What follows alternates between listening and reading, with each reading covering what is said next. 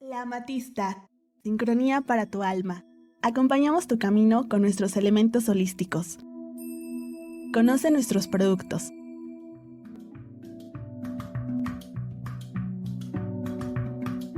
Contamos con sistema de apartado. Aceptamos todas las tarjetas de crédito y débito, además de servicio a domicilio y sistema de envíos nacionales. Visítanos en Río Verde 5925, Jardines de San Manuel.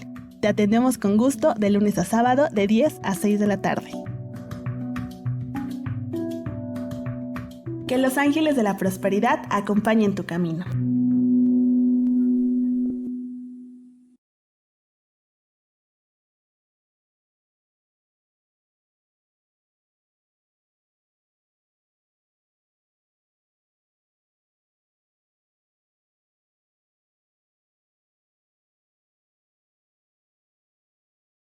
Estamos a unos momentos de comenzar nuestra siguiente transmisión. Om Radio, un espacio para todo aquel que busca compartir un mensaje de bienestar a nuestra audiencia. Transforma tu perspectiva a través de nuestros programas de la mano de expertos. Sintonízanos en Facebook Live, YouTube, Spotify, iBooks y Apple Podcast. Comenzamos.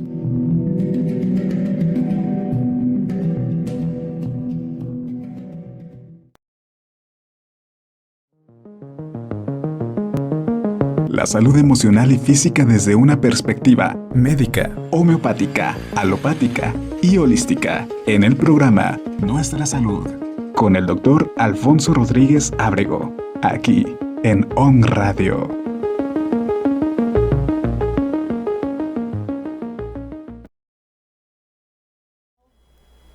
¿Qué tal, amigos? Muy buenas tardes, un placer estar compartiendo con todos ustedes. Hoy pues como siempre, con grandes maestros y aparte gran amigo Ricardo Simón Escalante. Estoy más acostumbrado a decirte Simón, pero bueno, es un maestrazo de primera, ya lo van a ver ahorita, ya van a checar de quién se trata.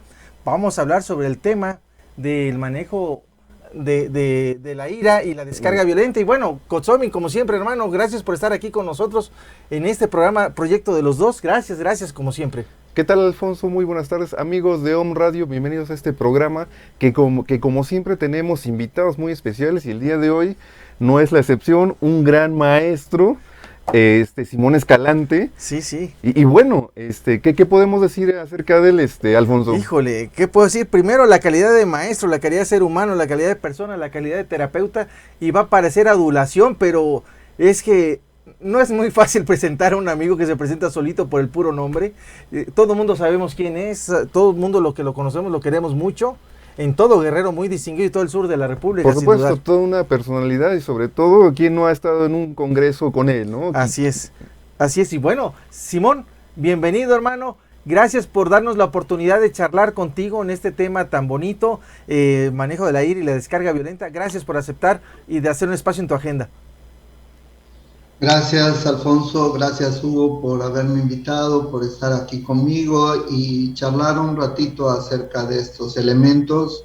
Pues es un honor para mí estar platicando contigo. Ya tenía años, Alfonso, que no nos veíamos, del año pasado para ahorita.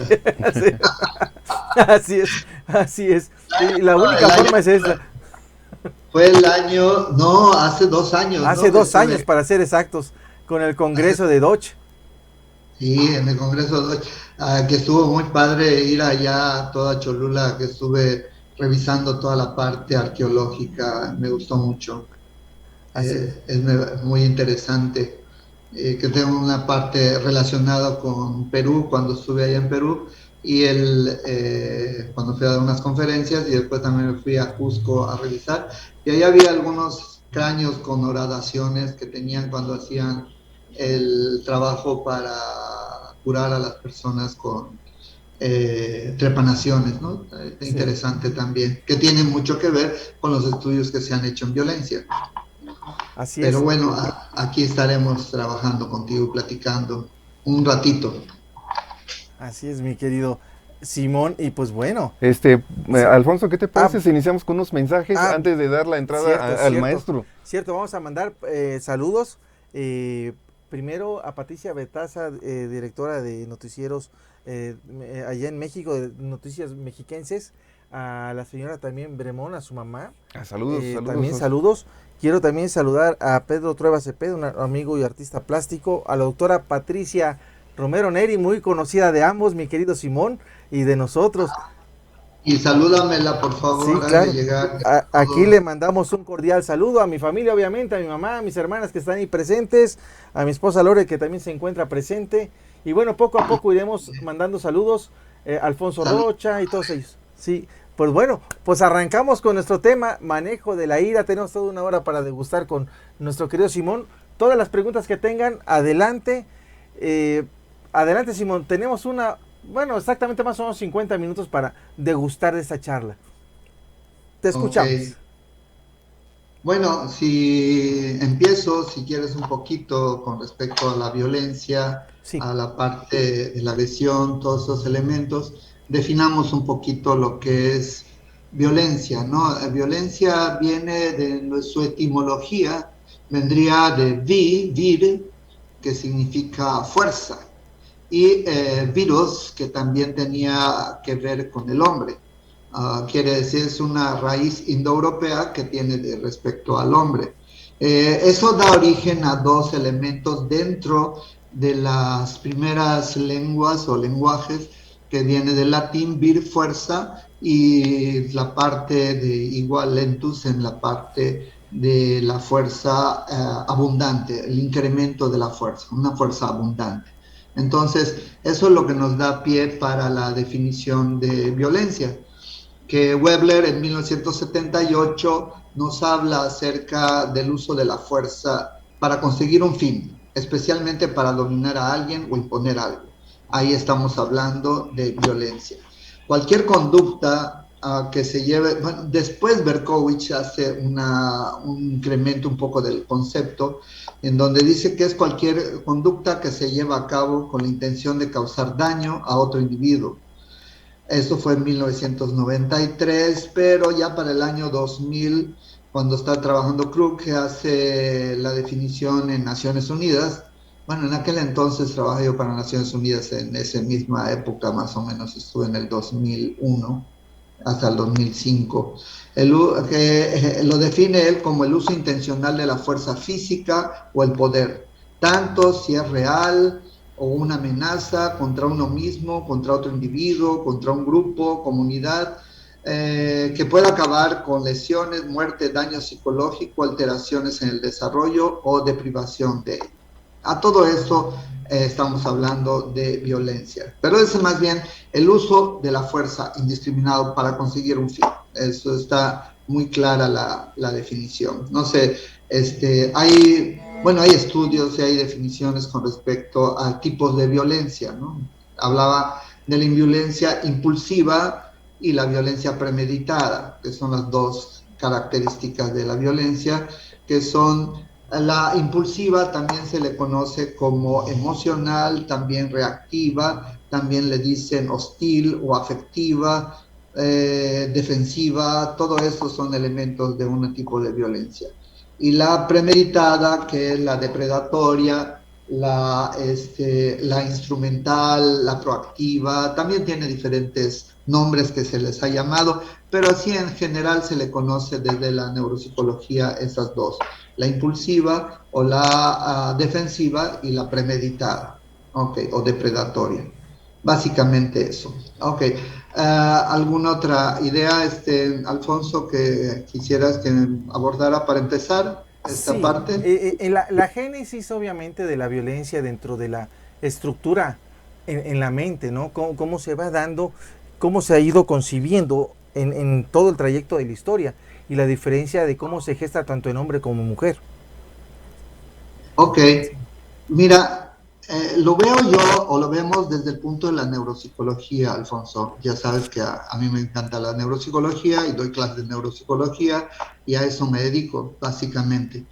Pero podemos abordar que Si habláramos de la violencia, estaríamos hablando no de la neuropsicología, de la parte histórica. Bueno, Aristóteles era el que empezó a hablar acerca de la violencia y clasificaba a los individuos de acuerdo a las características con las que ellos se expresaban en la parte de lo que era orgiloi, ¿no? La ira, el manejo de ello.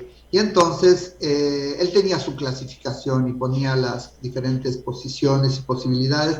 Y él decía que había los que eran poco agresivos, los había más agresivos, entonces hacía toda una clasificación en la ética nicomaquea, la aborda, ¿no?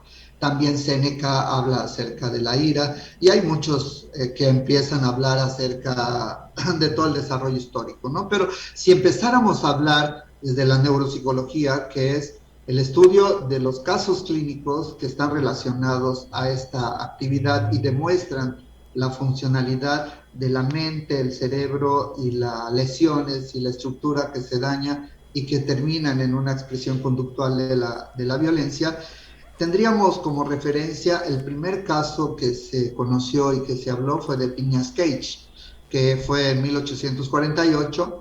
Phineas Cage era un individuo que era muy bueno dirigiendo a su grupo, a su equipo de gente que estaba trabajando.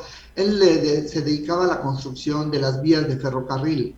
Entonces, antiguamente se perforaba la piedra. No sé si Alfonso algún día te tocó a ti ahí en Puebla, que perforaban la piedra, le ponían un cartucho de dinamita y salían corriendo todos y decían, va a explotar, bomba, y entonces corrían todos y todos nos íbamos a guardar porque estaban en ese momento construyendo. No sé, Alfonso, si te tocó eso. Fíjate, todavía me tocó, inclusive en toda la zona de Otomí, allá en el Estado de México todavía se ocupa, en algunas zonas de Veracruz, donde están esos famosos bancos de arena, se sigue ocupando.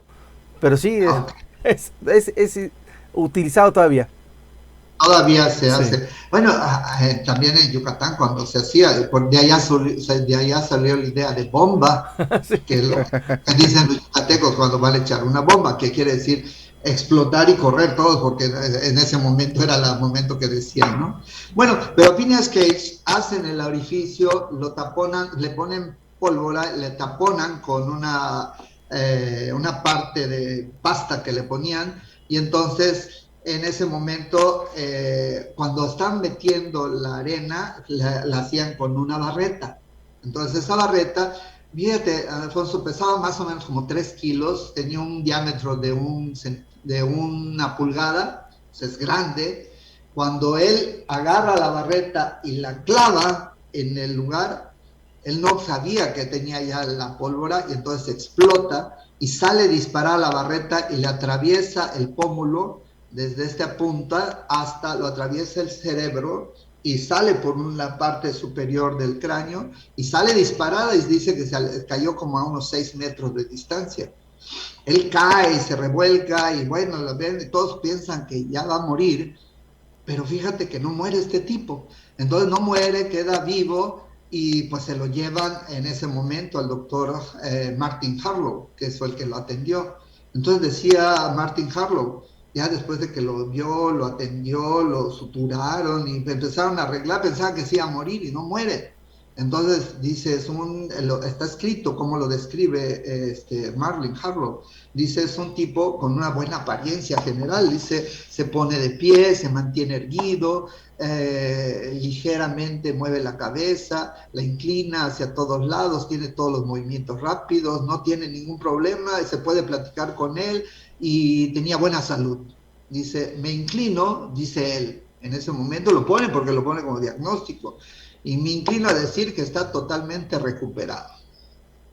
Entonces después sale, después de 2 meses que estuvo allá, sale, pues empiezan a rehabilitar y todo, y empieza a decir que está completamente bien. Se va a trabajar y a los 6 meses, y después empieza a ver los jefes que era un hombre que ya no, o sea, tenía 25 años en aquel entonces, no podía dirigir bien a su personal. Entonces, ¿qué es lo que pasa ahí con él, no? Después, 20 años después, cuando en 1860 muere Phineas Cage y está hablando Harlow que lo vuelve a ver. Entonces dice él, hubo algo, dice, algo muy interesante, dice que desconectó sus facultades intelectuales a sus propensiones y sus impulsos animales. Entonces dice, parece destruido. Se volvió de ser un hombre tranquilo, transparente en sus mandatos, en sus órdenes, armónico con lo social, todo estaba muy bien, se volvió un tipo irreverente, daba rienda suelta a sus molestias, parecía un individuo engreído, grosero, decía blasfemias que no acostumbraba a hacer, se volvió violento, irrespetuoso, agresivo. Cuando había algún conflicto con él se ponía agresivo, se vuelve intolerante, era violento y bueno, no podía, cosas que tenía planeadas no las llevaba a cabo. Se vuelve un poco irresponsable en ese hábito, no puede tomar buenas decisiones y entonces lo corren. Y así Phineas Cage entra a un lugar de correrlo en trabajos, buscaba un trabajo y lo corrían, buscaba un trabajo y lo corrían. Bueno, llegó el momento en que él se puso, agarró su barreta con la que había sido penetrado en su cabeza y se iba a diferentes lugares, se lo posaba en un circo a que mostrar el hombre que se había salvado de él, ¿no? Entonces que Dios lo había salvado y lo pasaban así con su barreta y estaba él. Y de eso vivía un tiempo hasta que muere en 1860 y entonces Harlow vuelve a describir qué es lo que había pasado en él. O sea, allí descubrió la ciencia en el ámbito de la naturaleza que un objeto que atraviesa el cerebro puede causar a un individuo sano, a un individuo socialmente hábil y adecuado, lo puede transformar, lesionando una zona específica, podría transformarlo en un individuo violento. ¿Okay? Eso fue un avance muy grande para la ciencia en aquel entonces. Era algo que no se esperaba en aquel entonces. Se pensaba que todo el cerebro, toda la parte del cráneo todo era la posibilidad, algo inescrutable, no podíamos entrar a saber qué es lo que pasaba. Entonces era algo importante poder haber pensado eso. Y eso dio rienda a que Gottlieb, se llama Gottlieb, es Borbach, que se llamaba en 1800. Estamos hablando entre lo que es 1836 a 50, una cosa así. Él estuvo formándose y ya para 888 él toma esta idea y entonces lanza su teoría con respecto a que había zonas específicas del cerebro que al ser lesionadas o a tener un daño estructural causaba un trastorno en la conducta de la gente. Él trabajaba con esquizofrénicos. Todavía no se había definido esquizofrenia, la llamaban psicosis paranoide. En ese entonces, uno de sus alumnos es el que le pone el nombre esquizofrénico.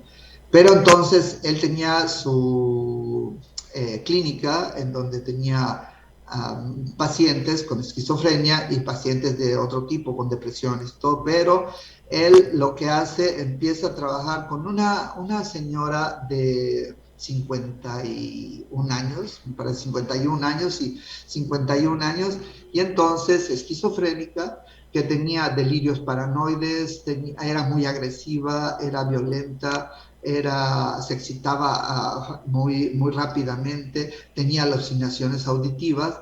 Entonces él plantea la idea de que si lo operaba y quitaba una parte del cerebro, de la corteza cerebral, iba a quedar bien. Entonces iba a lograr. Él decía que entre la parte motora y la parte sensorial había una parte que integraba todos esos dos elementos. Entonces decía, si le quito esto y corto la comunicación, se le quita el problema. Y después de 5 cirugías que hace sobre área frontal y área sobre el lóbulo temporal, la paciente se le quita la agresión. Queda muy tranquila, sumisa, no mostraba violencia y seguía teniendo una comunicación adecuada. Esto fue para él algo maravilloso, lo quería dar a conocer, opera a 5 más y no le sale igual, ya no le fue tan bien. Entonces uno se mató, otro se murió, o sea, uno se suicidó, otro le fue mal, otro le causó daños epilépticos. Entonces, cuando él lo presenta para 1891, hace su presentación en un congreso médico de neurólogos, van en contra de él, ¿no? Y le dicen que no está bien lo que hizo y se burlan de él. Y él contesta, o sea, contesta algo muy interesante porque dice, hay dos tipos de médicos, dice. Uno dice que utilizan el primum non nocere, que significa primero no hacer daño. Dice, y hay otros que utilizan en melius anseos remedium quant. O sea, dice que es mejor hacer algo a no hacer nada. Y entonces dice, yo soy de los segundos. ¿Okay? Y entonces, cuando dice yo soy de los segundos, él dice, mejor hacer algo que no hacer nada como los que están allá. Entonces se pelea con todos y bueno, el caso es que él fue el primero que empezó a hacer horadaciones para penetrar al cerebro y hacer la extirpación de partes de la corteza cerebral. Él decía que en la corteza cerebral había zonas específicas donde podríamos encontrar la lesión. Y bueno, le encontró, pero también no pudo desarrollar bien toda su teoría. Y bueno, las trepanaciones las conocemos nosotros desde los mayas, desde la parte prehistórica. En Cusco, allá en Juricancha, donde estuve, encontramos, había en esa parte en Juricancha, de un museo, tenían 19 cráneos con horadaciones en la área frontal, en toda la parte, en Cahuachi, perdón, fue en Cahuachi, en Coricancha habían 6 y también tenían perforaciones en la parte frontal. Bueno, pero hay mucho trabajo sobre las trepanaciones y las ideas, pero así estuvo la idea hasta que Walter Rudolf Hess, que para 1900, él nació en el 1881 a 1973. Él hace en 1917 sus primeras investigaciones, le dan un premio Nobel por ello. Y fíjate, Alfonso, que él hace algo muy importante. Él penetra con una aguja eléctrica hasta la parte del hipotálamo. Okay. Entonces llegaba al hipotálamo, estaba en la parte superior y entonces trabajaba con gatos. Y entonces cuando estimulaba lo eléctrico, de pronto pasaban 3 cosas básicamente en el gato. La cuarta era el ataque. El gato se le erizaba el dorso del cuerpo, la parte dorsal. La cola se encrespaba, dice, entonces se encrespa, dice, y el gato gruñe, enseña los dientes y se pone a la defensiva. Y si él continuaba la estimulación, el gato atacaba como si alguien estuviera atacando. Entonces él encontró el lugar exacto donde se dispara la violencia que era defensiva, ¿no? Que la que le llamamos defensiva. Y si cambiaba tantito el lugar hacia el otro, a un espacio, en la misma zona donde estaba, de pronto el gato se dedicaba como a atacar, pero ya no en esa forma, sino como cuando caza a los ratones, que se va despacito y atacar, ¿no? Entonces hace una separación entre los dos tipos de violencia que se va dando, ¿no? Bueno, hasta ahí vamos cuando del 17 al 35 John Fulton con su compañero Carlyle Jacobsen hace un trabajo, presenta en uno de los simposios, hace una presentación en un congreso de neurólogos, presenta el trabajo de Becky. Becky era una monita que cuando le mandaban a hacer algo y no podía hacerlo, se violentaba y empezaba a gritar, empezaba a romper cosas, hacía excremento, tiraba cosas, rompía, bloqueaba, pegaba, hacía desmán y medio. Entonces no la podían controlar. Entonces John Fulton toma la idea que tenía de Gottlieb y entonces agarra y hace una cirugía prefrontal y quita la parte, un área prefrontal, y entonces de pronto Becky se cura completamente, se le quita la violencia, la agresión, y se vuelve una monita muy dócil, muy manejable y sin ningún problema. Y presenta la idea de que seguía aprendiendo, seguía teniendo buena comunicación, seguía todo lo mismo y no causaba ningún daño. Estando allá en ese congreso, Moniz, Antonio Egas Moniz, ve ese trabajo y él dice que en ese momento se le ocurrió que lo podía aplicar en algunos pacientes que tenía también en la clínica psiquiátrica. Y entonces agarra y hace la idea de que decidió cortar lo que era fibras que conectaban un área con otro y define lo que le llamó leucotomo. Y entonces hace leucotomía y encuentra que las primeras leucotomías que hace tiene grandes resultados.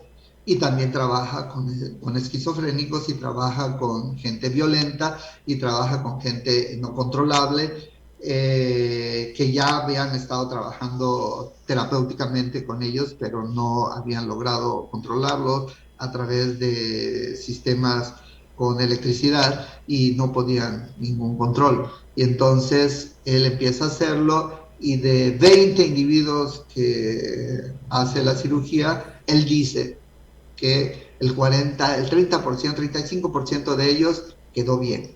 El otro 30% no tuvo ninguna modificación y el otro 30% sí tuvo modificaciones que no se esperaba él. Entonces, esa es la clasificación que hace él. Y bueno, todos empiezan a tener... él empieza a operar con Lima, que era un neurólogo junto con él, y empiezan a ser famosos, pero ¿cómo se llama? Freeman fue el que desarrolló un punzón que se metía por aquí, por debajo de la zona supraorbitaria, penetraba y entonces hacía un corte y ya lo sacaba, lo hacía en el consultorio mismo. Y empiezan a operar, porque era magnífico, quitaba depresiones, quitaba ansiedades y quitaba violencia. O sea, problemas de alteraciones violentas y agresivas. Entonces, empiezan a operar, hacen más de unas 5,000 cirugías que ya empiezan a hacer y todo, por eso en 1949 les dan el premio Nobel a Rudolf y a Moniz, ¿no? Entonces, fue grande. Para los 50 empieza la medicina con fármacos, entonces ya se desecha completamente y se empieza a investigar todo lo que había pasado con Moniz y entonces empiezan a rechazar la idea de las cirugías, que Gottlieb le había dicho psicocirugía, le llamaban así. Entonces se empiezan a ir a rechazar todas este tipo de intervenciones quirúrgicas, ¿no? Y en ese entonces, en los 50, que se empieza la quimioterapia con respecto a los tratamientos de salud mental, surge un individuo que era un neurofisiólogo español que se llamó José Manuel Rodríguez Delgado. No sé si has leído algo de Delgado. No he tenido la oportunidad tú, Kotsumo. No. Fíjate que era interesante. Este tipo se lo llevaron a Estados Unidos a trabajar allá y decían que había estado en contacto con los sistemas de control militar y a eso es lo que le atacaban. Pero este tipo inventó un chip, fíjate, que lo metía en el cerebro. Él lo copió de otra gente porque ya se había investigado esos chips. Unos lo metían en la parte del mesencéfalo y producían orgasmos y producían muchas cosas sobre placer. Pero lo maneja hacia el lado del hipotálamo y también lo mete hacia el lado en el lóbulo temporal y empieza a bloquear amígdala. Y entonces, con ese chip, fíjate, lo tenía el control afuera y lo podía disparar. Entonces, él, por ejemplo, ponía una paciente que la acababa de operar y estaba tocando la paciente su guitarra. Y entonces, de pronto, apretaba un botón y el chip se disparaba con electricidad, y entonces la persona, esta paciente, se paraba y se empezó a golpear, empezó a destruir todo, golpeó a la enfermera que la tenía a su lado, bueno, hizo desastre y medio. Y agarró él, aprendió el otro botón y ¡pum!, se le calmó y se volvió a sentar. Entonces, para la gente esto se puso loco. O sea, se ponían locos porque decían, se iban contra él porque decían cómo podía controlar la mente humana. Eso no se debe de hacer. Y entonces se fueron en contra de las ideas que él lanzaba, ¿no? Presenta otro trabajo, él, muy interesante, en donde a un toro de lidia, muy violento, le pone el chip. Y entonces dispara el chip cuando estaba el torero, y entonces el toro de lidia se le va encima al torero y va, pero para embestirlo, y en el momento que va a embestir, le toca el chip y ¡pum!, se calma el toro y ya no hace nada.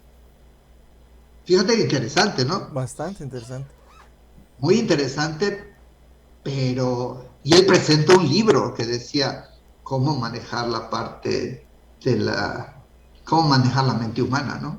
Entonces, imagínate para ese entonces qué era eso, ¿no? Se le fueron en contra. El caso es que lo desaparecieron y no querían publicación de nada, le bloquearon todo lo que él hacía y no lo dejaron participar ya más en ello. Es interesante toda esa parte, que hasta ya para el año 2000, que ya estamos en ese año 2000, en esta época, en esta era, se empiezan a hacer las investigaciones, ¿no? Entonces ya Krupp puede hacer la investigación del hipotálamo y entonces demuestra que el núcleo dorsal es el que activa la violencia defensiva, el núcleo lateral es la que hace la violencia predatoria, o sea, confirma lo que estaban pensando otros. Nioff trabaja sobre la amígdala y la estimulación del núcleo medial, el vaso medial, ¿no? El vaso lateral. El vaso lateral es el que provoca la defensiva, y en lo que es el centro medial provoca la depredatoria. Y así van haciendo los estudios y van descubriendo y descubren, fíjate, muy interesante toda esta época, Alfonso, sí. Descubren que la violencia no es solamente un área, no una estructura que la despierta, sino existen varias, casi son como 5 áreas, 5 estructuras, que están las que conectan, pero están conectadas, interconectadas una con otra. Si una dispara y otra no, o sea, van haciendo situaciones de estimulación y inhibición. Por ejemplo, detectan que en el tálamo, muy interesante, en el tálamo, fíjate, si tú tocas en el tálamo, haces el núcleo dorsomedial, lo estimulas, provocas la agresión defensiva. Pero si tú tocas abajo el núcleo ventral, la inhibes, o sea, le quitas al individuo la agresión. Entonces, fíjate, muy interesante, tenemos sustancias que intervienen en la agresión, también hacen estudios sobre testosterona para ver la diferencia entre hombres y mujeres, y están trabajando sobre el núcleo ventromedial y el núcleo dorsolateral, que están haciendo para poder demostrar, porque son dimórficos, o sea, hay diferencias entre hombres y mujeres, entonces hacen ese tipo de trabajo. Y hacen... lo más interesante, que trabajan sobre las zonas de inhibición y ven todos los círculos. Entonces se habla de un conjunto, de un circuito donde está la violencia integrada y que tiene una relación directa con las zonas de tomas de decisión y de control emocional a través del fascículo uncinado, que va a entrar de la amígdala directamente a la zona de órbito frontal, que es la donde pasó en Phineas Cage. Entonces, muy, muy interesante. Y lo que más ha estado interesante son lo que se hicieron en estudios humanos, en individuos extremadamente violentos, que no lo puedes controlar con nada. Y entonces, todos los estudios que se han hecho de ellos reportan daño a nivel estructural. ¿Ok? Daño a nivel estructural y que está relacionado casi todos, no puedo decir total, pero con daño a nivel del lóbulo temporal. Entonces esto dio pie para que actualmente en Alemania, en la India y en otros países, pero más en ellos dos, a todos los individuos extremadamente violentos, individuos humanos extremadamente violentos, se les extirpa la amígdala y con eso lo controlan. Se le quita completamente la violencia. Y a los asesinos también quitan una parte de la amígdala y quitan otra parte en donde está tálamo. Y entonces logran hacer completamente, lo controlan. Le quitan esas situaciones, que no lo podemos hacer químicamente. Entonces, cuando ya estuviste trabajando y haciendo todo esto y no se pudo, entonces lo hacen químicamente. O sea, lo hacen quirúrgicamente. Bueno, esa es la situación hasta el estado actual. ¿Ok? Algo muy Entonces, interesante, mi querido Simón, porque inclusive en el Instituto Nacional de Neurología, también en el área de psiquiatría, también están, Ramón de la Fuente lo están llevando a cabo hace ya bastante tiempo. Y es interesante todo esto que nos comentas, porque a veces se piensa que es muy sencillo y bien claro lo dejas ver todo el proceso de investigación que se ha ido gestando desde cuánto tiempo atrás hasta llegar a nuestros días, todo lo que se tiene que estudiar, en qué estructura se tiene uno que ir metiendo, todo lo que se ha ido descubriendo de este vasto cerebro del cual sabemos una pequeña porción. Quiero comentarte, mi querido Simón, te mandan saludos el grupo 606, es muchos saludos. Por ahí hasta, profesor, te ves muy guapo. Ya hasta me regañaron, señor, deja el celular, está con el gran maestro Simón. Mitzi, ya le dije que estoy checando los saludos, que me disculpe. El grupo 602 también te manda saludos. Gil Tello también.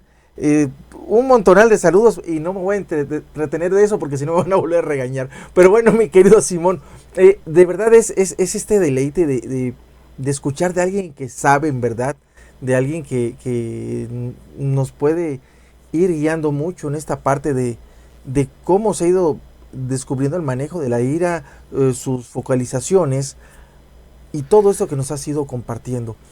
¿Qué más nos puedes seguir comentando, mi querido Simón? ok, primero pues, saludo a mis alumnos. Sí, por favor, me vuelven a regañar.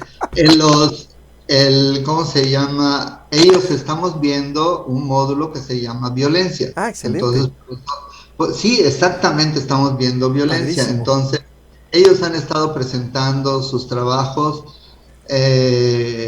acerca de todas estas estructuras, cómo se relacionan hacia la violencia, y ahorita vamos a entrar a la organización de todas ellas y cómo trabajarlo terapéuticamente, ¿no? Okay. Ellos son de psicología, entonces Padre. se están formando en el manejo de la terapia para la violencia, ¿ok? Entonces, por eso es que los invité. Entonces, qué bueno que están aquí. Ahí están. Magdalena Ramírez, lo amamos, profe.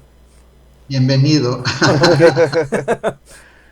Sí, también yo los quiero mucho.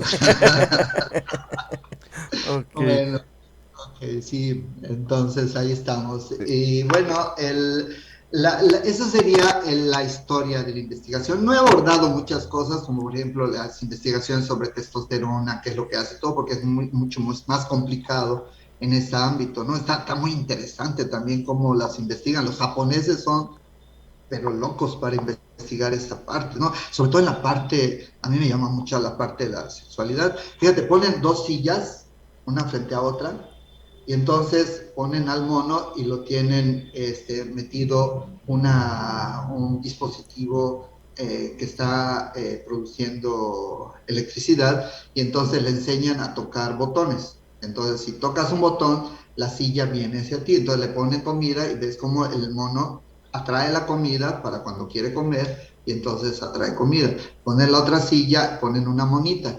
Entonces, cuando no quiere comer y quiere tener sexo, entonces aprieta otro botón y entonces viene la monita, llega él, tiene coito, pero si tocan un botón, tiene movimientos pélvicos, o sea, tiene conductas típicas masculinas coitales. Entonces, tiene movimiento coital. Si no lo tocan, no tiene, nada más la toca, caricia, pero no penetra. Si tocan ese núcleo, produce penetración. Y si tocan otro núcleo, produce orgasmo, o sea, eyaculación. Si no lo tocan, no. Es más, si no tocan uno de los núcleos, le quitan el deseo y no le hace caso a la monita. Fíjate, ¿no? Para tus pacientes en sexualidad, tú, sí, Alfonso, pero muy interesante. Okay. Igual en la violencia, ¿cómo lo hacen? Cómo producen la violencia predatoria y la violencia defensiva, y cómo lo van estudiando, por qué lo hacen, cómo bajan las intensidades. Muy interesante toda esa parte, porque de eso te depende mucho mi terapia, en lo que yo trabajo. Claro. Pero yo no lo sabía hasta ahora que lo empiezo a entender, toda esa parte, ¿no? ¿Por qué estimulas el núcleo locus coeruleus? De pronto con una noradrenalina puedes provocar una situación de ira y de violencia, ¿no? Lo que llamaban los griegos lo colérico, ¿no? La cólera. Entonces, toda esa parte, cómo puedes producirla y cómo puedes transformarla en menor cantidad, en menor decisión. Bueno, pero ahí estamos en esos trabajos en los que se están haciendo. Están investigando ahorita, es el boom de la neuropsicología, y muy interesante todo eso que se está actualmente viendo. Pero vamos a empezar a aterrizar en la parte, ¿qué podemos hacer con esto? Okay.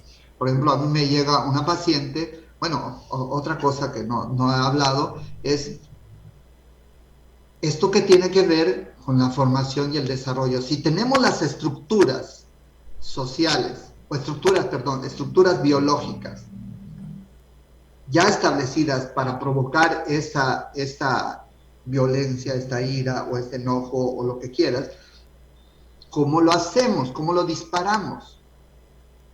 ¿Cómo lo disparamos? Y por qué hay gente que lo dispara y hay gente que no la dispara, y hay gente que sí la puede disparar, aunque no la dispare, sino por qué, cómo lo puede hacer.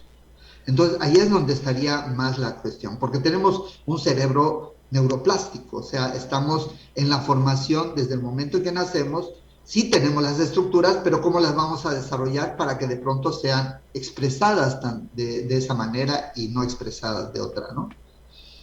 Esa sería la primera pregunta. ¿Sí lo tenemos? Sí. ¿Qué pasa en el desarrollo de la evolución y de la infancia? Por ejemplo, tengo una paciente muy violenta que me la traen, tiene 19 años, empiezo a atenderla y desde pequeña la golpeaban, la lastimaban, le hacían violencia intrafamiliar por su padre, la golpeó, pero así exageradamente. Y entonces cuando ya más adelante, que es muy violenta la chica, entonces empezamos a ver, le mandamos a hacer sus estudios y encontramos, por ejemplo, que la amígdala es pequeña y su hipocampo también tiene alteraciones en el hipocampo.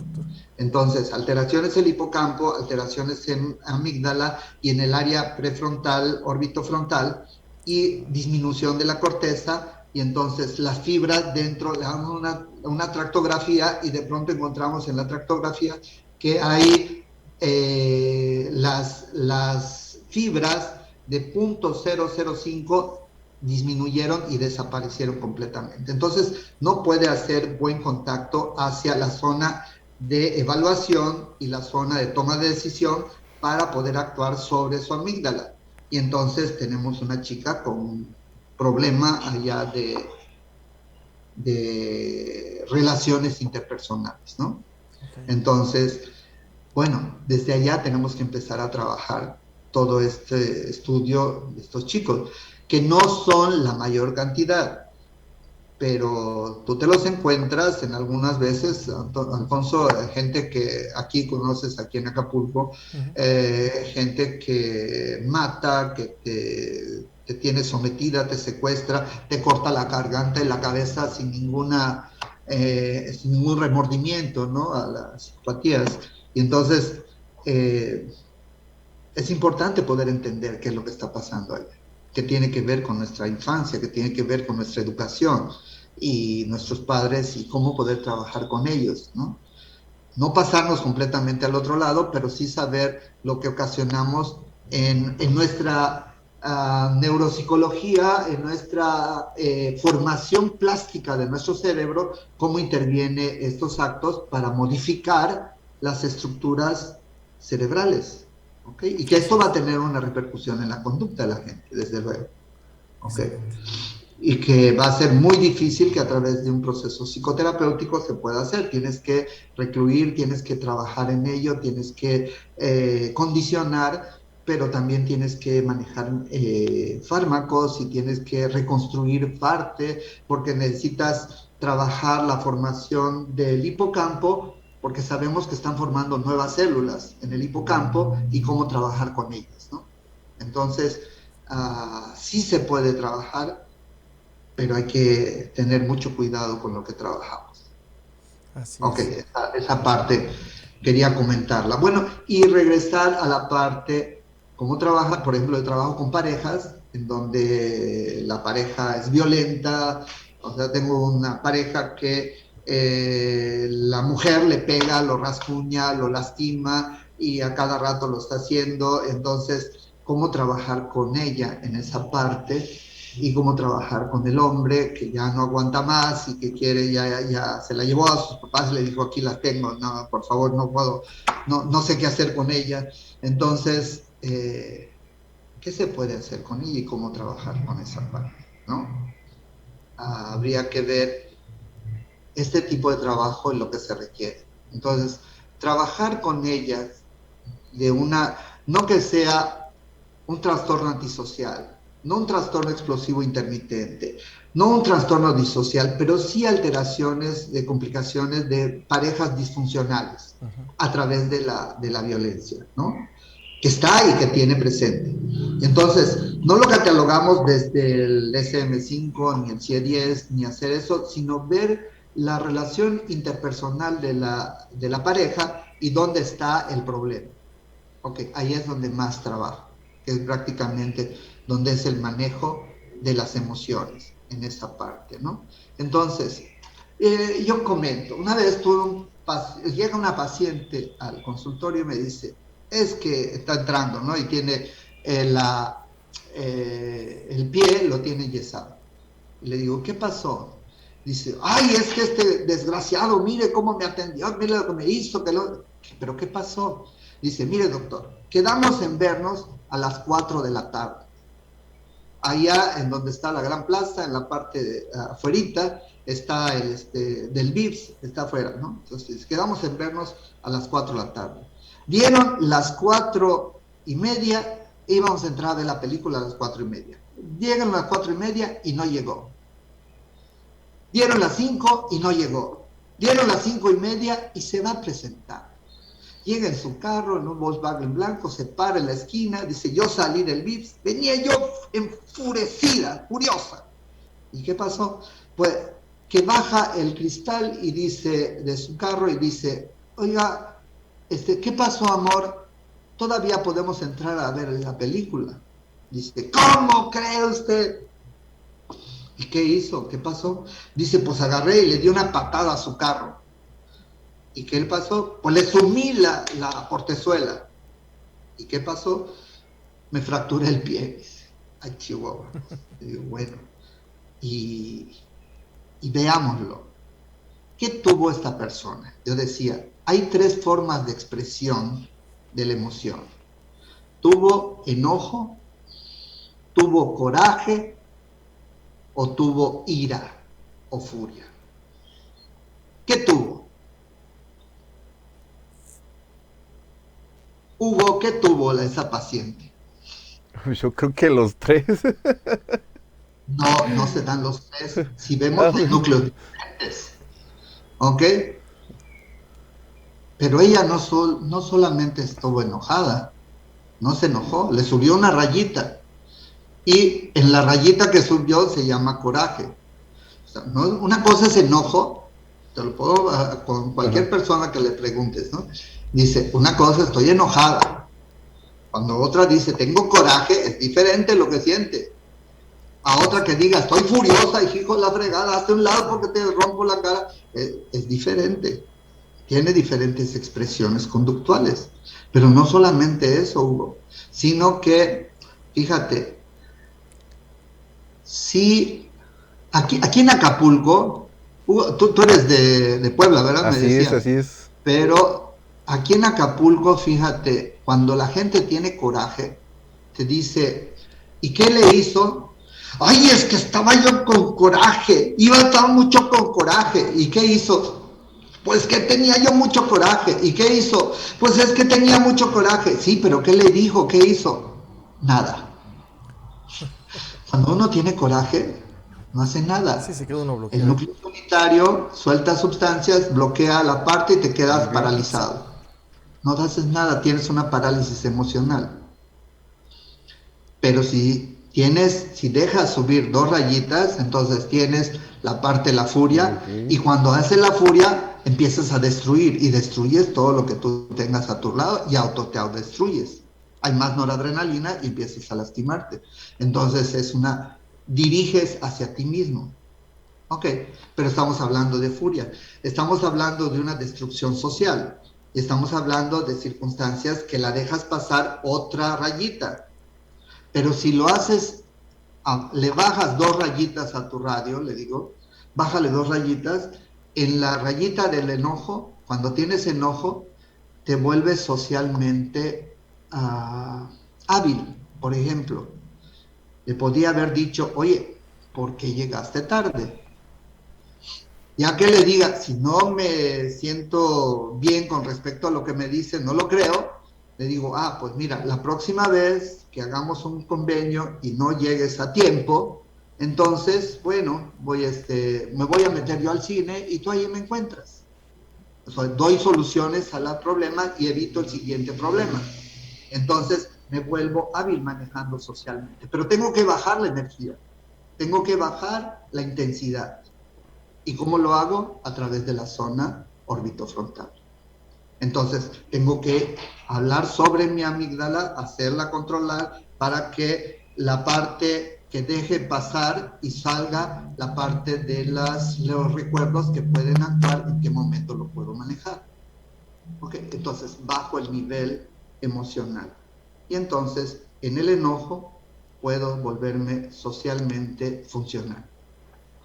En la emoción más alta, que se llamaría coraje, o sea, el siguiente nivel emocional, entonces ahí me bloqueo emocionalmente. La gente llama aquí en Acapulco, dice, estuve furioso, estaba yo con mucho coraje. ¿Y qué pasó? Se tragó su coraje, dice la gente.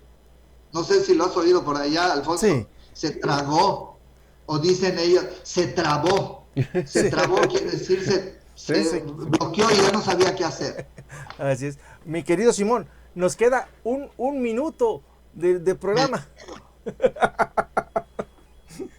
ok, me despido en ese minuto. Muy amable, muchas gracias. Yo creo que había mucho que platicar y Sí, mucho sí. que Sus decir, redes Sin pero sociales. embargo, por favor, tus redes sociales, ¿dónde te pueden encontrar? Por favor, tu número de teléfono, todos tus datos. Proyectos ¿A qué hora sales al pan? Sí, Inclusive sí, sí, porque sí. ya vi mucho piropo. ella sabe el horario que yo salgo al pan, no hay problema. Ah, ok. Bueno, entonces mira, me pueden encontrar en el teléfono, doy mi teléfono, Sí, 74 41 36 33 40.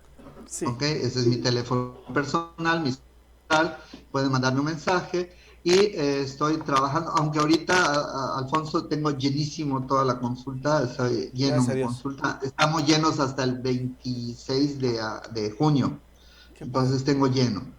Pero siempre buscamos un espacio donde poder atender a la gente, no hay problema. Eh, Buscamos la forma y buscamos un lugar y un huequito para poder meter a la gente. Pues te Entonces, agradezco.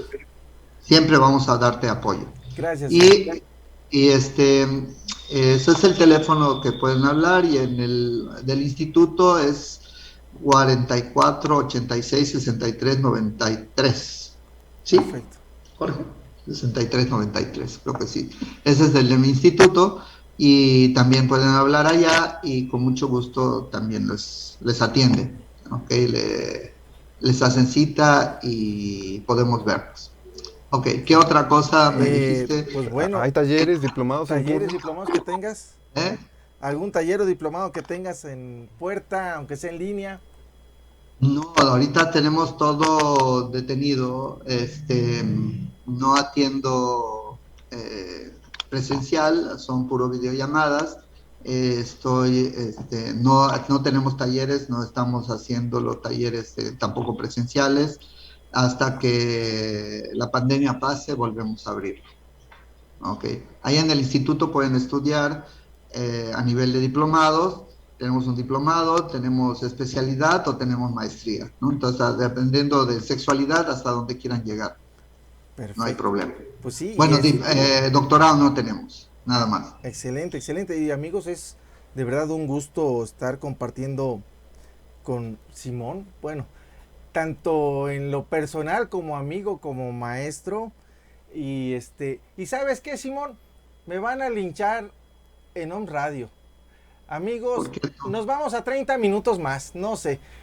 Si tú me lo permites, nos vamos a 30 minutos más. Yo no me quiero quedar con estas ganas de compartir.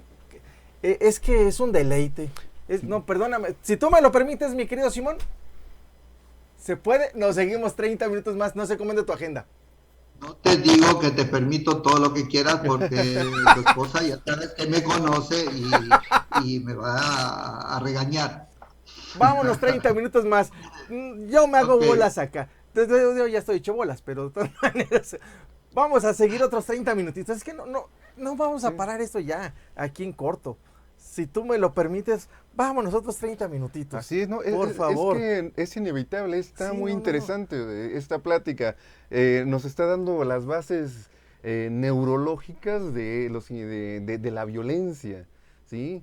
Y ya estamos entrando en una parte muy interesante de esta parte de la regulación emocional. Vamos de cómo controlar esta ira, de cómo controlar la violencia. Ok, disponemos de 30 minutos del gran Simón. Por favor, síguenos deleitándonos, maestro y amigo. Me empiezas ¿cómo se llama? A evidenciar tú. Pues vámonos, facilita y vámonos directo. Gracias, Simón. Mira, la base general de mi terapia el manejo es el manejo de las emociones. ¿Ok? Es lo que estaba yo hablando. Son 5 emociones básicas que podemos tomar. Dice la gente que trabaja sobre emociones, dice que son muchísimas emociones. No, no es cierto. Yo me voy más con Darwin. Darwin decía que eran 5 básicas. Y había negativas y positivas. Entonces me gusta esa idea. No sé si has leído el libro de Darwin, Sí. Alfonso Sí. o Hugo, tú que eres muy lector también, Hugo. Sí. Pero él es el primero que hace un libro sobre emociones, sobre el manejo de las emociones y el control de las emociones y el conocimiento de las emociones, ¿no? Entonces hablaba de 5 emociones básicas. Él habla sobre las emociones del ser humano. Entonces, así se llama su libro. Muy interesante. Entonces, Darwin habla acerca de estas 5 emociones. Él solamente que la parte que él habla sobre vergüenza y las náuseas, todo eso, yo no la tomo. Para mí son lo que es el manejo del coraje, culpa, miedo, la parte de ansiedad y la parte, bueno, todas estas emociones son las emociones básicas, ¿ok? La que llamamos básicas. Cada emoción básica, si tenemos una emoción básica positiva, tenemos enfrente una negativa. Si tenemos, ¿cómo se llamaría? Ansiedad, del otro lado positivo vamos a tener tranquilidad, ¿no? Si tenemos miedo, en el otro se llama valor. Toda emoción positiva tiene una parte negativa, pero todas tienen la misma posición. Y en las emociones básicas, que serían estas 5 emociones, no sé si se ven por ahí a mi mano, esas 5 emociones básicas van a tener, cada una de estas emociones tiene 3 diferentes niveles. Esto hace que parezcan muchísimas emociones, pero son diferentes emociones que vamos a tener o la misma emoción con 3 diferentes intensidades, que es lo que yo llamo intensidad. Ahora, intensidad puede ser leve, moderada o severa en ese sentido, pero tiene nombre. Si, no sé, en algún día pueden ver, hay un video que tengo donde hipnotizo a una paciente, entonces le digo, no paciente, una alumna, y le digo que le voy a mostrar una cucaracha. Bueno, ella dice que le tiene miedo a las cucarachas, entonces yo le digo, le voy a mostrar una cucaracha, pero no quiero que tengas, porque ella dice, tengo miedo. Le digo, no quiero que tengas miedo, quiero que tengas pánico. Y entonces, cuando le muestro, ya en el momento de la expresión, entonces ella empieza a correr y se cae y hace desastre y media porque tiene pánico. Es muy diferente el pánico al miedo, al temor. Una cosa es temor, otra cosa es miedo y otra cosa es pánico. O sea, son expresiones diferentes en intensidad.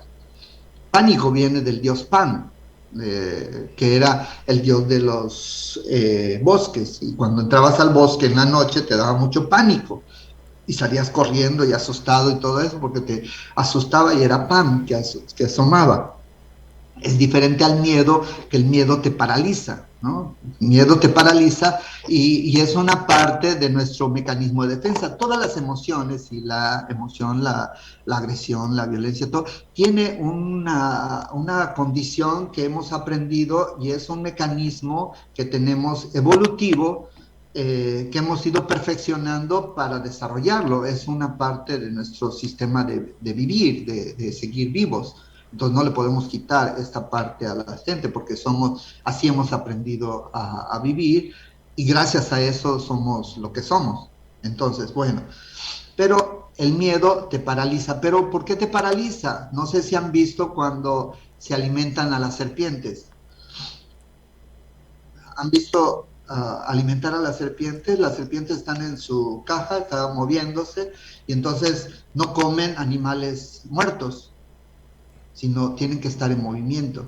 Entonces meten a los pollitos o a las ratas y entonces las ratas empiezan a brincar cuando se mueve la serpiente, se mueve y hace así y empieza a moverse y entonces todas están brincando, pero de pronto hay unas que se quedan paradas y no se mueven para nada.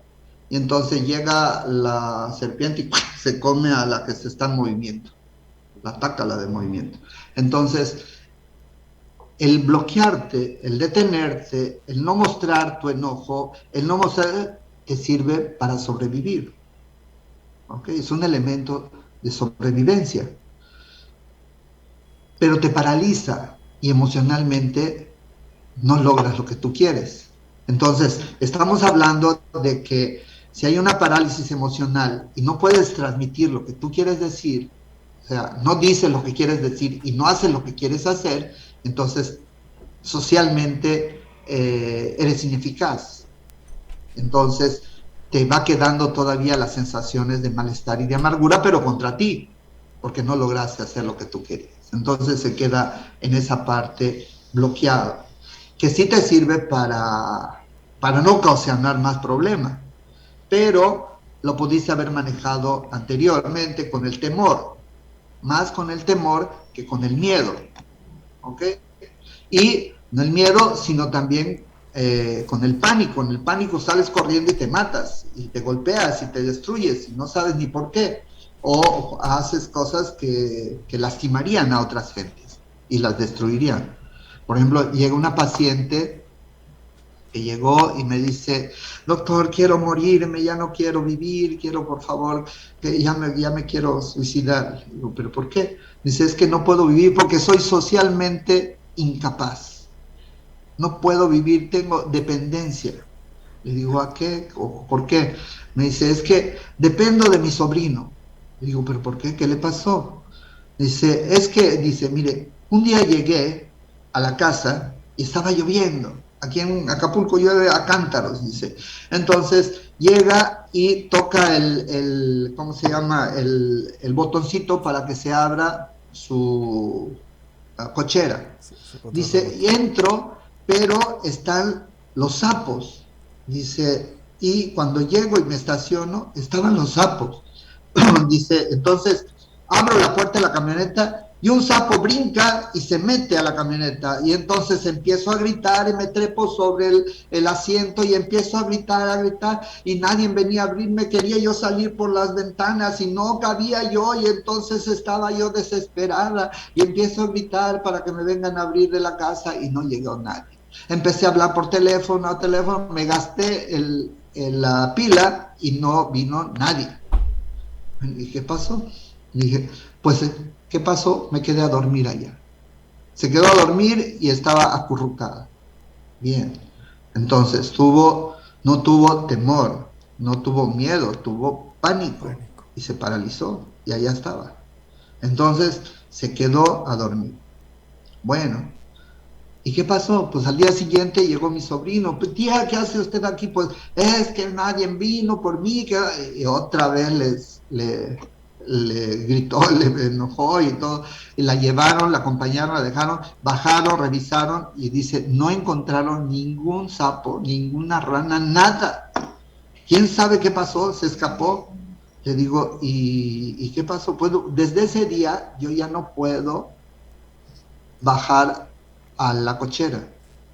Mi ex sobrino tiene que salir, pone la camioneta, me subo, me lleva al trabajo, me deja, me regresa a buscar, me trae otra vez me acompaña al cuarto, entro y no puedo entrar a la cochera y no puedo manejar.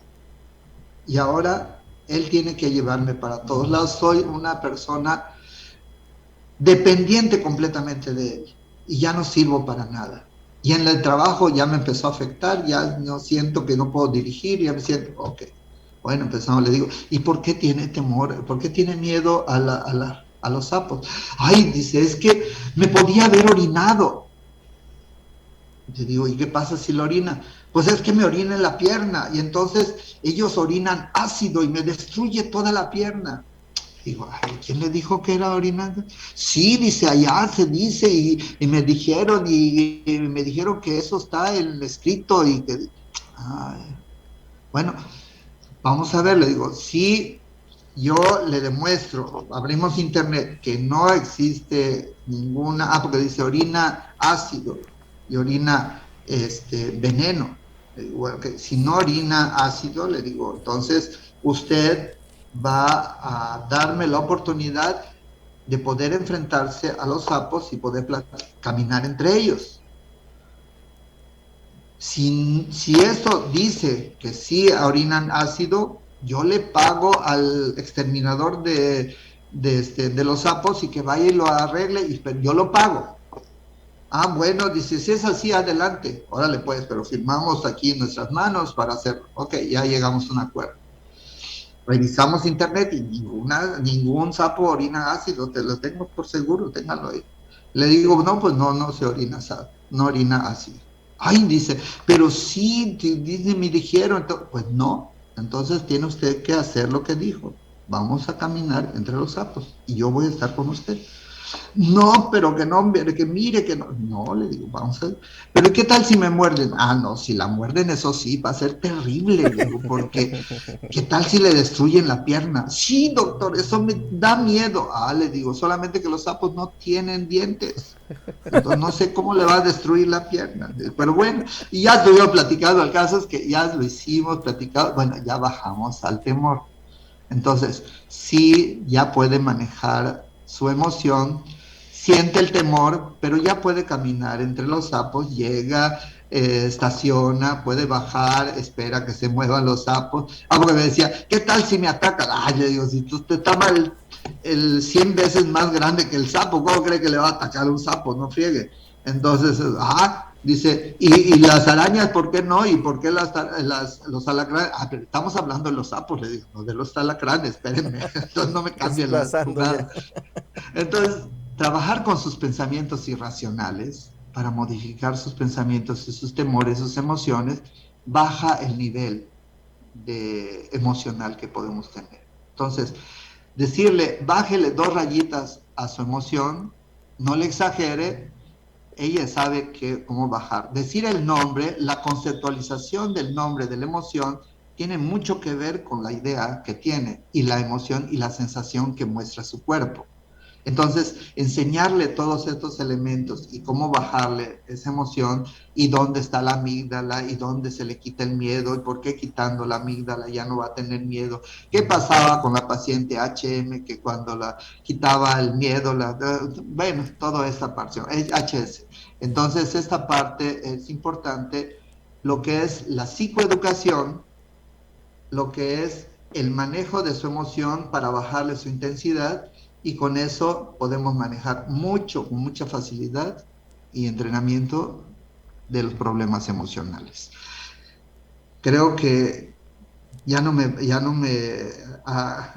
excedí del tiempo, ¿verdad? No te estreses, nos quedan 18 minutos. Yo te dije que media hora, así es que... Y era en serio. Nos quedan 18 minutos, hermano.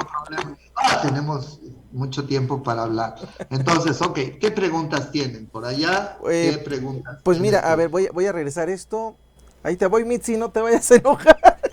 Dice, Gil Tello, que manda saludos, él menciona, se dice que cuando uno es agredido por primera vez por una persona, es víctima. Si dejamos que esa persona nos vuelva a agredir, nosotros mismos somos los victimarios. Es un comentario, no fue pregunta, a final de cuentas. Fue un comentario, ¿no? Sí, fue comentario, así es. Y lo demás no deja de ser, profe, te amamos, eres lo máximo. Puros besos. Puros besos. Yo le dije primero, tú no le digas. Mi querido Simón. Oye, Simón, bueno, de esta parte, obviamente, tiene que ver todo el contexto sociocultural también en muchos aspectos, y esta clasificación aparte donde la ira, que puede ser tanto indirecta, puede ser pasivo reactivo o reactiva y directa, claro. en este tipo de clasificaciones, desde lo que, o sea, en tu forma de abordarlo en esta psicoterapia que manejas, ¿cómo lo es? Ya nos pusiste algunos ejemplos, pero desde el punto... Aquí en esa parte, ok. No es solamente, cuando tenemos una relación de pareja, no es solamente la ubicación de la intensidad, sino la interdependencia de la relación de ambos miembros de la pareja, sí. Y también socialmente. Por ejemplo, estaríamos hablando, yo hablo acerca de que hay 2 caminos en la violencia. Violencia es el nombre de una diosa. Okay. No sé si sabías. No lo sabía, hasta ahorita me sorprende, como siempre. Vía se llama vía en griego, quiere decir violencia, pero se llamaba vía. Vía es una diosa que nace de Eris, pero bueno, es que tendríamos que hablar un poquito de cómo manejaban los griegos esta parte y por qué existe lo que llamo un camino de lo que es la violencia y un camino de la no violencia. Tienes 2 posibilidades. Cuando los romanos salían a la calle, llegaban a la Vía Appia, entonces tenían 2 posibilidades de ir. Entonces decían ellos, ¿hacia cuál lado me voy? Entonces, tú podías ir al templo de Vía o podías ir al templo de Irene, en ese sentido, que sería la Pax en el ámbito romano. Pax era la paz, ¿okay? Que es la Irene en los griegos. Irene, que es la paz, la armonía. Y del otro lado estaba la Vía, que era vela, vía en griego, vela en romano, ¿ok? Y entonces era una mujer hermosísima, bella, bella. Pero cuando ella nace con 4 hermanos, que era Kratos, que era el poder, Nike, que eran los tenis Nike, que son de la Victoria, está Nike, Vía, Kratos y Celos, que es una parte también del enojo que va a estar. Pero estos, Vía, cuando nace de un dios que era el dios de la guerra, y nace y se enamora de un río, que en ese momento es el río del odio. Era un río que estaba en la parte de los muertos en Grecia. Entonces, ese río que bajaba tiene relaciones con el dios de la muerte, y entonces nace Vía de 2 estructuras, que es la guerra, y nace el odio. De la guerra y el odio nace Vía, con todas las estructuras para destruir. Entonces, por eso era la última parte de una serie de dioses que tenía. Pero también lo primero que era, tienes que conocer a Eris, porque de allá viene también la forma de trabajar. Eris era una diosa, Eris es la diosa de la discordia. Cuando nace Eris nace de la noche, de Nix. Nace de Nix, que tiene una relación con Erebo. Erebo es la penumbra y Eris es la noche, la oscuridad. La penumbra se une a la oscuridad y se reúnen y tienen una hija que se llama Eris. Eris nace de lo más oscuro del ser humano. Eris era cuando llegaba y decía, oye, fíjate que te van a golpear, fíjate que tu hermana dijo esto, fíjate que, o sea, era la que destruía las relaciones sociales. Esa era Eris. Sus hijos eran penuria, el hambre, la guerra, la matanza. Esos son los hijos de Eris. ¿Ok? Cada vez que entras en contacto con Eris, entras en contacto con todas esas posibilidades y potencialidades, decían los griegos, ¿no? Era parte de la teogonía de Hesíodo, cuando habla acerca de los dioses, y habla cómo nace Eris, ¿no? Entonces, Eris cuando llegaba, sí conoce ¿cómo se llama? La manzana de la discordia. Sí. Sí. ¿Sí? Sí, sí. ¿Sí sabes de dónde viene la manzana de la discordia? Pues no sé de dónde viene, aparte de lo tratado del bíblico, ¿no? A ver. La manzana de la discordia es de Eris. Eris. Eris es la que lleva la manzana de la discordia. Eris cuando la van conociendo, y causaba tanto daño cuando llegaba a donde llegara, que no le permitían llegar. Entonces hacen la boda de Tetis y Peleo, y entonces no invitan a Eris. Y Eris estaba enojadísima. Entonces, como estaba enojada, llega a la boda y agarra y dice, y cuando la vieron venir, dice, no, ya se echó a perder todo, se va a destruir todo, van a empezar los problemas y todo. Dice Eris, no, yo llego tranquila, estoy aquí, no me voy a quedar, dice, nada más vine a entregar esta manzana de oro para la diosa más bella, la diosa más bella que existe. Entonces dice, chihuahua. Entonces la pone y se va. Imagínate, con todas las diosas ahí reunidas. No, hombre, se hizo la pelea y pleito y empezaron a golpearse, ¿verdad? Todo se terminó en un relajo. Pero quedaron 3 fuertes. Una era la diosa Hera, la diosa que era la diosa de la belleza, Afrodita, y la diosa de Atenea, ¿ok? Entonces agarra y se quedan y dicen, no nos vamos a golpear, vamos a decidir que Zeus decida quién es la más bella, dice Hera. Y entonces agarra y dice, no, pero bueno, sí, llamen a Zeus. Zeus llega y le dicen lo que quieren, dice, no, yo en esto no me meto, dice, si me meto me van a fregar. Tú sabes cómo son las mujeres en ese ámbito, dicen ellos. Dice, bueno, entonces ya no quiere meterse y dice, vamos a hacer lo siguiente, vamos a llamar a Paris, que es el más bello entre todos los griegos, que los llamen y que él decida quién es la más bella. ¿Están de acuerdo? Le dice a las tres, sí, sí. Entonces agarra y viene. Y agarra y dice, Hera, que es la primera que dice, si tú me eliges a mí, le dice a Paris, te voy a dar el poder del control del hombre, del ser humano, de la fuerza de persuasión. Entonces, si tú me eliges, vas a poder manejar a todos los seres humanos y ellos van a hacer lo que tú digas, porque vas a tener poder. Yo soy la esposa de Zeus. Ah, Chihuahua. Entonces agarra y le dice a Atenea, pero si tú me eliges a mí, yo te voy a dar la sabiduría. Y entonces vas a poder, todos te van a querer, todos te van a respetar y todos van a hacer lo que tú quieres que hagan.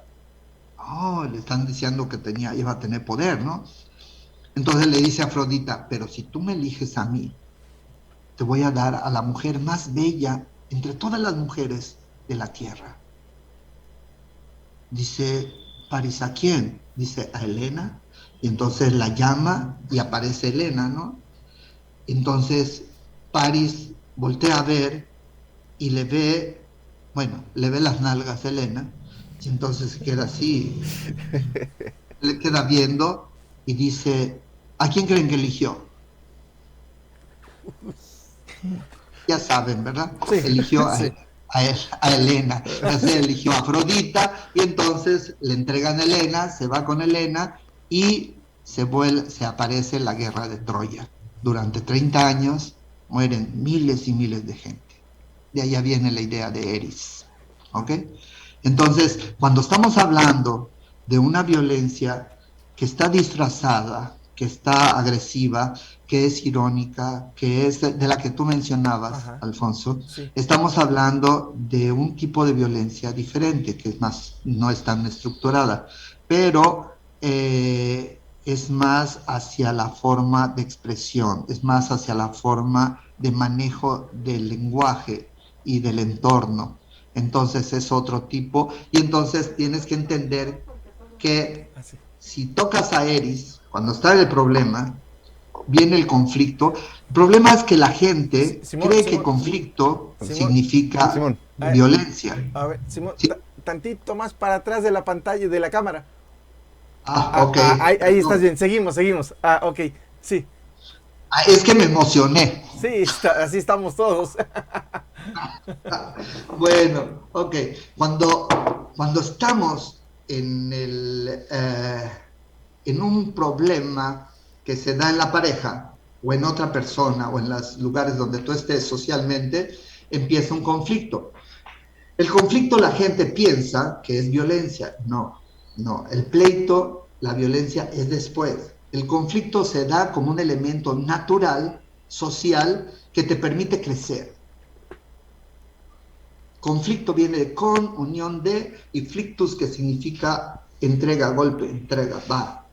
Ok, choca. Son dos ideas que chocan y van a tener la posibilidad de poder mantenerse y equilibrarse. Pero si no se equilibran, si no se solucionan, entonces viene la violencia verbal. Pasas a la violencia verbal. La violencia verbal es una parte en donde tú asumes una condición diferente. Ya no es Eris, que es la diosa de la discordia. Pudiste haber trabajado con la concordia, pero no. Eris, tomaste el camino de Eris.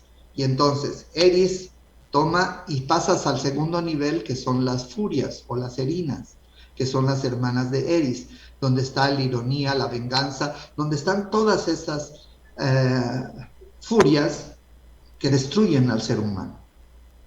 Y si no solucionas eso, no llegas a un acuerdo, y entonces pasas al tercer nivel, es donde está Vía. Y Vía siempre va acompañada de un elemento que es importante, porque esta vía de subir hasta llegar a Vela era importante para los griegos y para los romanos. Cuando iban a luchar contra una ciudad, iban al templo de Vela y platicaban allá y decidían si atacaban o no atacaban a la ciudad, si destruían o no la ciudad. Y entonces sobre la imagen de Vela, sobre donde estaba la estatua, tiraban una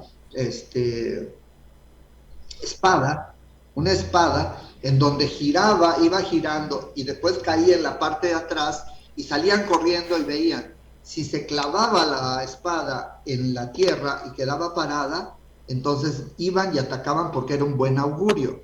Pero si no quedaba y caía, entonces en ese momento estaban ante una situación que iba a ser mala, no iba a poder tener éxito emprender esta guerra, entonces no la atacaban. Eso lo decidía Vela, era la que decidía si atacaban y destruían las ciudades. Y este es el camino hacia Vela. Es cierto que tú puedes llegar a tener un éxito y ganarle a tu pareja con violencia física, con violencia verbal, con todo esto, pero cada vez que tengas allá el éxito en ello, en este camino que va hacia este lado de la violencia, pues vas a tener todo,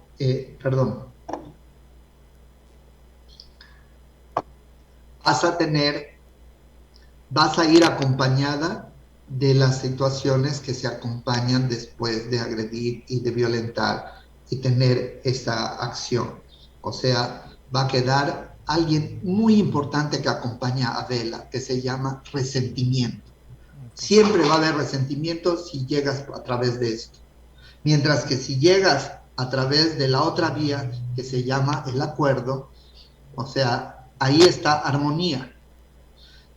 La discordia es Eris, la diosa de la discordia en los romanos es discordia y Eris se llama en los griegos. Pero la del acuerdo, que es armonía entre los griegos, y discordia es concordia, lo contrario. Entonces concordia era la diosa de los romanos y se llamaba también armonía. ¿Por qué armonía? Porque armonía era la unión entre dos tonos que tenían los griegos, entre lo que es tono alto y tono bajo. Entonces lograban hacer con dos tonos contradictorios, podían hacer una belleza de canción. Por eso le llamaban armonía. Armonía nace de Marte, que es el dios de la guerra, que tiene relaciones con Afrodita. Eran dos dioses muy poderosos que te mueven al mundo. La guerra, la violencia, pero el amor también era importante. Entonces ellos decían, podemos hacer que dos fuerzas tan contradictorias puedan vivir juntas y logren vivir en armonía. Por eso le llamaron armonía a la diosa. Qué bonito. Y tiene 4 hermanas, ¿perdón? Veo qué bonito, qué bonita esta narrativa tan ilustrativa. Bueno, entonces decía, tienen 4 hermanas. Y esas hermanas son las hermanas que sirven para el acuerdo, que son o sea, el poder platicar, el hablar, es uno. El otro, el llegar al acuerdo, pero a través de la razón, o sea, razón, disputa, la parte del acuerdo, pero que es a través del cumplimiento. Todas y cada una de ellas tiene que ver, hay que enseñarle en la pareja a llegar a acuerdos. Y entonces tengo que trabajar con ellos para que vayan viendo cómo se hace un acuerdo. Así es. Y cómo se logra el acuerdo para que puedan trascender el problema y no trabarse en el problema, sino poder trascenderlo. Así es, para poder dar cabida al tercer nivel, que es la paz. Ok. Excelente. Pues bueno, mi querido Simón, nos vuelve a ganar Ahora el tiempo. sí. Ahora sí. Gracias. Queda pendiente una charla más y bueno, una charla más próximamente. Espero robarte otra vez parte de tu tiempo, que nos des esa oportunidad. Así es, será todo un gusto para nuestro auditorio y... de verdad, un deleite. Nos quedamos extasiados y con ganas de más. Pero si me quedo con más, me van a correr de OM. Así es que, mi hermano... No, ya tengo consulta, tengo que empezar mi consulta. Ok, hermanito, gracias, Simón. Fue algo tan lindo el poder platicar con ustedes, el poder estar en contacto con mis alumnos al mismo tiempo y algo muy importante, Alfonso. Tú eres una gente muy importante en todos nosotros, los terapeutas y los que trabajamos en hipnosis, los que trabajamos. Tú nos unes a todos, siempre nos has unido a todos. Eres concordia, eres muy armónico, tienes todos esos elementos de armonía, ¿ok? Y me encanta estar contigo. Gracias, mi querido Simón, y de verdad un placer estar con Hugo, estar con tu gente, veo todos los mensajes de cariño que te dan, se las debo a todos, de verdad, te contacto pronto para volvernos a poner de acuerdo. Ten fantástico fin de semana, yo andaré por Chilpancingo lunes y martes dando consultas, y pues bueno, ¿dónde te encontramos, mi querido Hugo Kotsomi? Bien, nos encontramos en el 22 28 95 06 03, un WhatsApp, y ahí estamos en contacto. ¿Dónde te encontramos, Alfonso? Yo en el 22 28 25 18 02, Centro Dodge, mi querido Simón, en San Andrés Cholula, Puebla, en el centro, ya se abrió la casa Dodge como tal formalmente. Entonces, nos vemos pronto por acá también. Es tu casa también, mi hermano, y gracias como siempre. Un abrazo fraterno a todos por habernos escuchado. Gracias. Nos vemos, Hugo. Hasta luego, maestro, que estés muy bien. Gracias, hasta luego. Chao. Chao. Somos pensamiento y transformación positiva. Nuestra Escuela Metafísica Connie Méndez Verde Luz te ofrece una amplia gama de cursos apegados a las enseñanzas de Connie Méndez. Deja que la divinidad acompañe tu camino e intégrate a nuestras aulas virtuales para acercarte a la transformación por medio del pensamiento positivo. Cada palabra que pronuncias es un decreto que se manifiesta en el exterior. Las palabras construyen tu vida.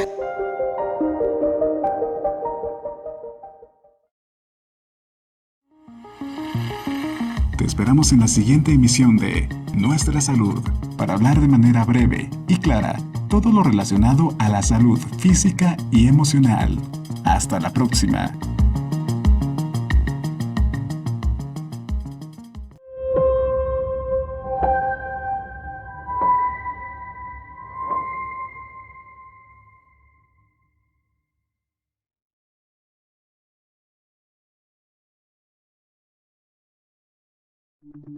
Las opiniones y comentarios expresados en este programa son responsabilidad del conductor e invitados, sin representar necesariamente la postura o ideología de Grupo Om Radio.